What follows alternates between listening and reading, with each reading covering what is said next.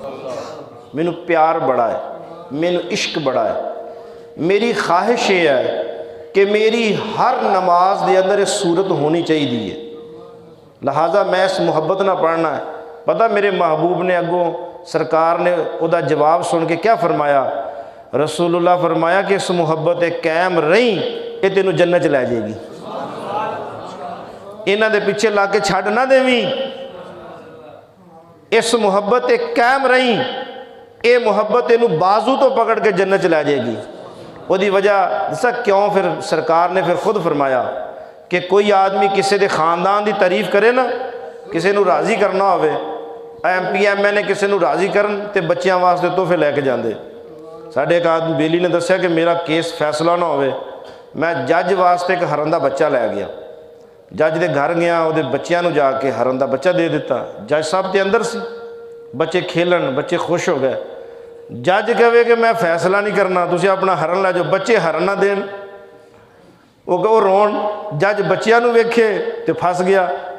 वो कुछ सियाने बंदे से, उन्होंने कहा भी जज ने एवं काबू आना। वो 2-3 घंटे तो बाद जज ने कहा भी हुण मुसीबत यह है कि जे हरन देना है तो बच्चे रोंदे ने, तो मियाँ तुसीं जाओ, तुहाडे हक च फैसला हो जाएगा। उन्हें तो अपना एक तजर्बा सुनाया, लेकिन मैं उस तो नतीजा यह कढ़िया कि दुनिया का बंदा दुनिया के किसी को खुश करे, वो बच्चों की तारीफ करो या खानदान की तारीफ कर दो, वो आदमी खुश हो जाएगा कि यार मेरे बाओ अजदाद। जेड़ी सूरत इखलास है, ये तारीफ है अल्लाह दी। और मेरे महबूब करीम आका फरमाया कि जबरील अमीन मेरे को तशरीफ लैके हुण आखिरी हदीस सुनिया जे कि जबरील इतने खूबसूरत शक्ल चाहे कि इस तो पहले एडी सोहनी जबरील की शक्ल मैं नहीं सी देखी। आके मेरे नाल सलाम लिया है और अर्ज़ किया कि या रसूलल्लाह, अल्लाह तबारक व तआला तुहाडे ते सलाम पेश कर रहे हैं, मैं एक खुशखबरी लैके आया। मैं कहा जबरील सुना।